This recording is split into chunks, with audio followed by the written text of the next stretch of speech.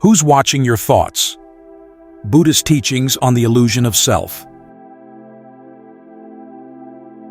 Take a moment. You don't need to do anything complicated. Just pause. If you'd like, close your eyes for a bit, or simply let your gaze soften. Now turn your attention inward. Can you hear what's going on in your mind? Maybe you notice a thought or two, a reminder of something you need to do, a memory from yesterday, a plan for later, or even just a random image popping up. But beyond those thoughts themselves, have you ever had the feeling that there's someone there, inside, watching it all happen? Like a voice in your head, a quiet narrator that always seems to be there, following every thought, every feeling, every moment. That feeling of having an I inside, a core self that seems separate from everything else, feels incredibly real. So real that we hardly ever stop to think about it. It just feels obvious. When we say things like, "I'm feeling anxious," or "I just had a great idea," or "I don't like this thought," we're automatically putting an I behind everything. It sounds like there's a thinker who owns the thought, someone behind the scenes making it all happen. And this isn't just something personal to you, it's something almost everyone on Earth experiences. Even philosophers have based their entire worldview on it. Think of Descartes and his famous line, "I think, therefore I am." In many traditions, the idea of an inner self or immortal soul is taken as a given, something constant behind the changing world. But what if that feeling isn't what we think it is? What if this I that feels so solid and so personal isn't actually a fixed thing? What if it's not something we are, but something our mind does? Like a habit we've had for so long, we forgot we learned it. It's possible that this strong sense of self isn't some deep truth, but just the way our mind has learned to make sense of experience. It's like a mental shortcut, an automatic pattern that runs in the background, so familiar we don't even notice it's there. And because we rarely ever question it, it keeps feeling real. In fact, that might be why it feels so real, because we've never really looked at it closely. For most of us, the idea that there's an I behind our thoughts is so normal, we assume it's just the way things are. But what if we could pause and look more carefully? What if we could begin to understand how this feeling of I actually shows up, and what it really is? This isn't about denying your experience. The feeling of I is there. It shows up all the time. But if we could understand how it arises, we might discover something surprising. Maybe what feels like you isn't as solid or permanent as it seems. And maybe, just maybe, seeing that clearly could open the door to a kind of freedom you've never known. In the next part of our journey, we'll start to explore this more deeply. We'll look at how thoughts begin, how they end, and how the process of thinking itself gives rise to the strong feeling of I. By following one thought closely, just one, we might start to uncover something we've missed all along. How thoughts create the feeling of me. To really understand that quiet voice inside, the one that feels like me, we need to look more closely at what's actually going on in the mind. Not just what a thought says, but how a thought even comes into being. Where does it start? What keeps it going? And how does it fade away? When we look at this process step by step, we begin to see something important. The strong feeling of I isn't something that exists first and then thinks. It's something that gets created through the thinking itself. A thought doesn't just appear out of nowhere. It begins with something called contact, phassa. Think of the mind like an open space. At any moment, something can appear in that space. A memory, an idea, a sound, an image, or even a feeling. That thing is called a mind object, Dhammaramana. The moment it shows up, the mind becomes aware of it. This first moment of noticing is called mind consciousness, Manoviññāna. It's like the mind is saying, something's here. Right after this contact, two things happen at once. The first is feeling, Vedana. This is the basic emotional tone that comes with the thought. It could feel pleasant, unpleasant, or neutral. The second is perception, Sanya. This is where the mind labels what just appeared. That's a memory of yesterday, or that's the meeting I'm worried about. These two, feeling and perception, happen so fast and so automatically that we don't even notice them. But they're what give a thought its color and meaning. Now comes the part where the sense of I really begins to form. The mind doesn't just stop at noticing and labeling. It starts talking to itself about the thought. This is the beginning of what's called mental formations, Sankara, especially the verbal ones, Vachi Sankara. This is the inner voice, the commentary, the planning, the worrying, the analyzing. Two key mental actions are happening here. Initial application, Vitakka, which brings the mind to the thought, and sustained application, Vikara, which keeps it focused there. It's not that there's a person inside doing this, it's just how the mind works. But because this process involves a kind of talking, it starts to feel like someone is doing the talking, and that someone feels like me.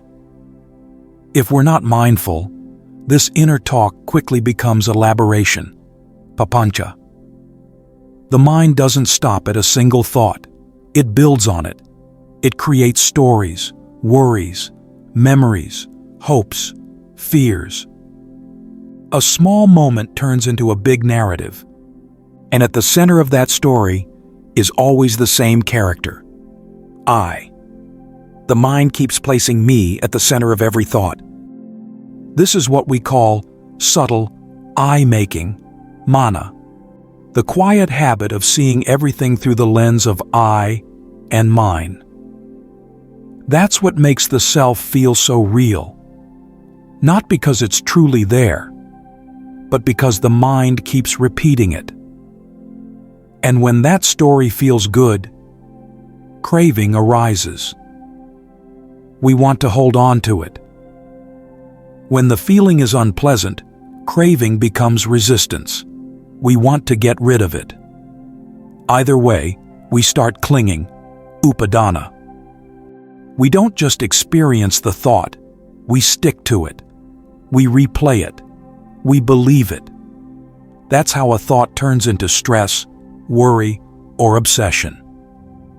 But like everything else, thoughts are impermanent, anicca. They don't last. When the conditions that keep them going, attention, craving, elaboration, fall away, the thought fades. It ends. Another one will come, and the cycle begins again. Here's something interesting to consider. The mind isn't just a place where thoughts show up. It's a storyteller.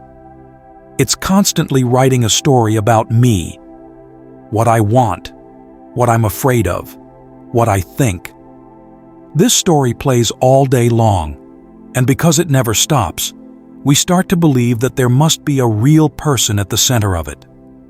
But the story isn't the storyteller. It's just a process.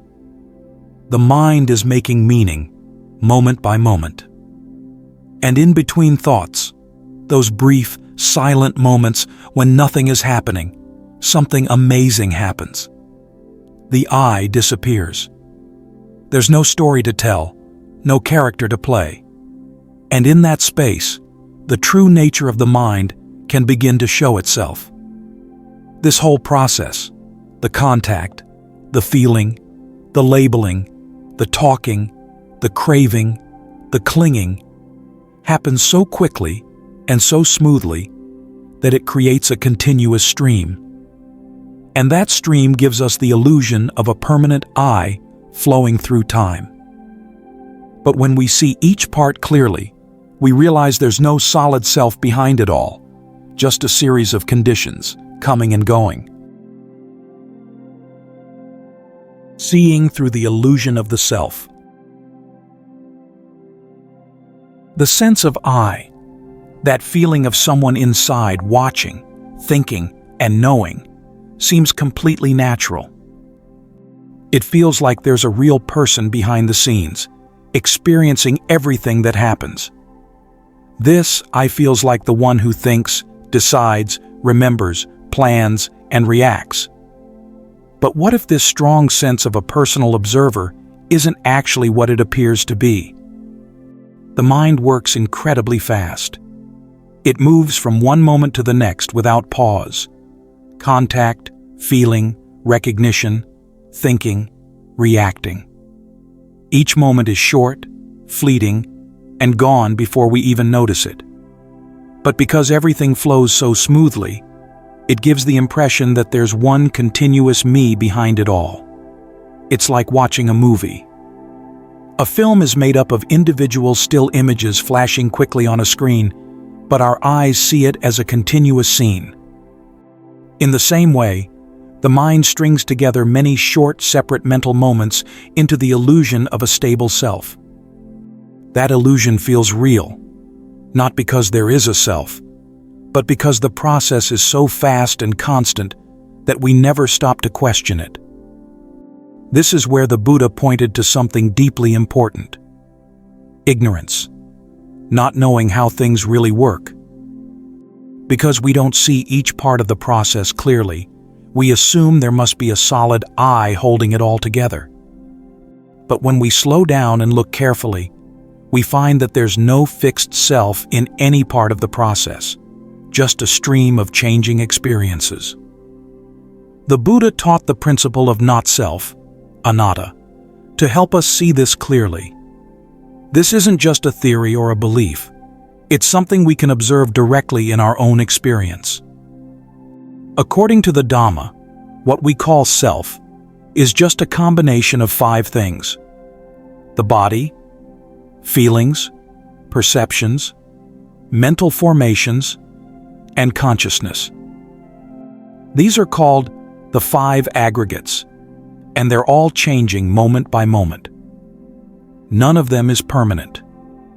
None of them is truly me or mine. A common misunderstanding is thinking that awareness, the ability to know, is the real self. But awareness, too, is not a fixed thing.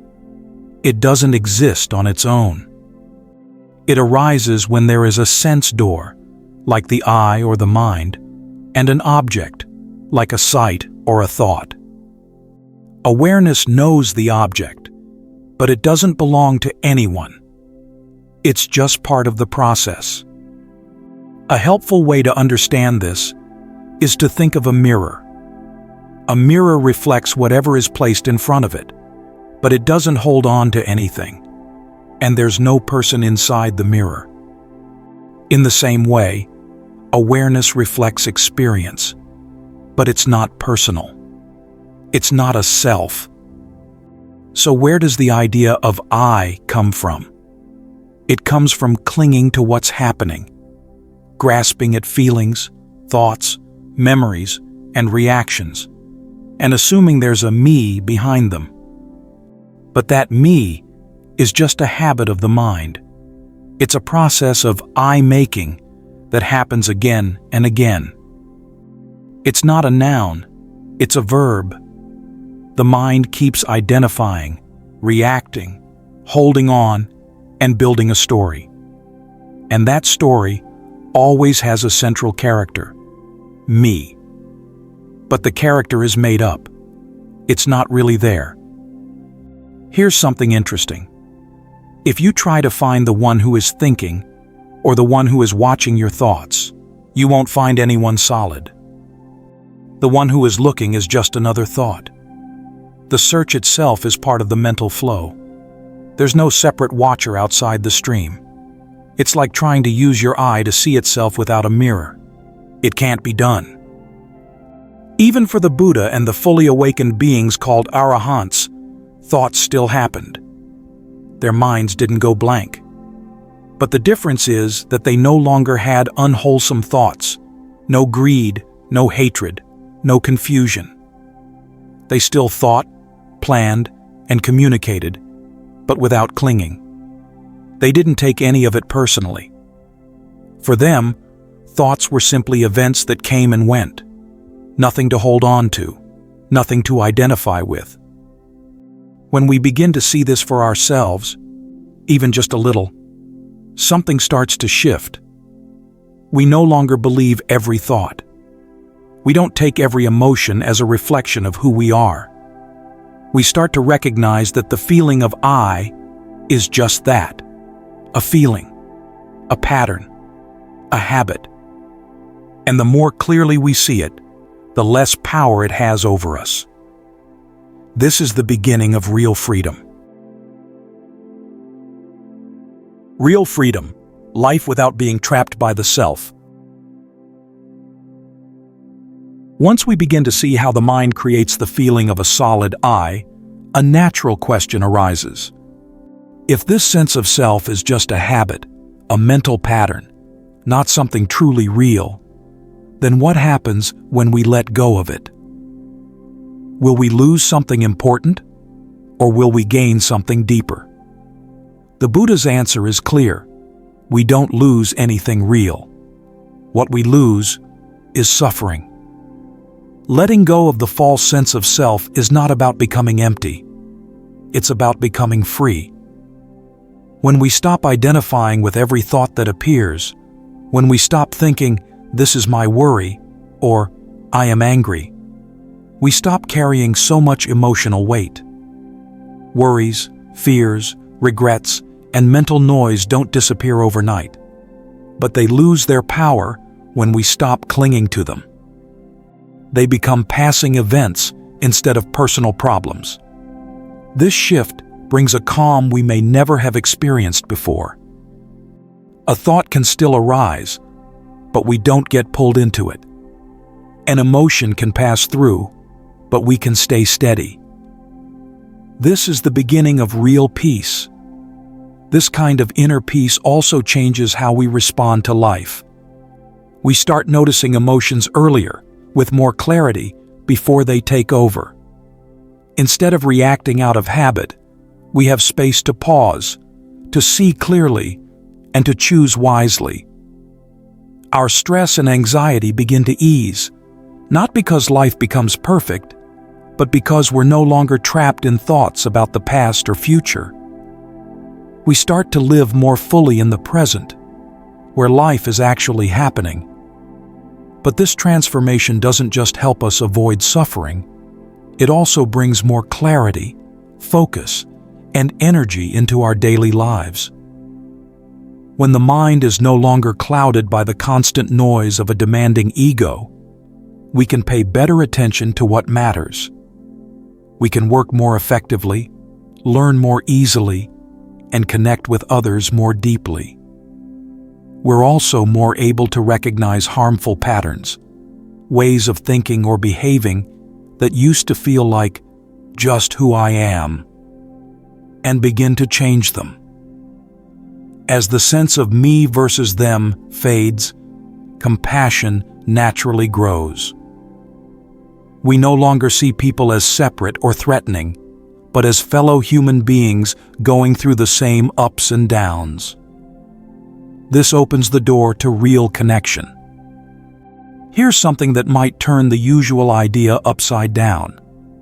Letting go of the self doesn't make us less human. It helps us become more truly human. We don't become cold or distant. In fact, it's the opposite. When we stop being caught up in fear, comparison, and self-centered striving, something else begins to shine through: warmth, openness, creativity, and genuine care for others. We begin to act not from ego, but from understanding. Compassion flows more naturally.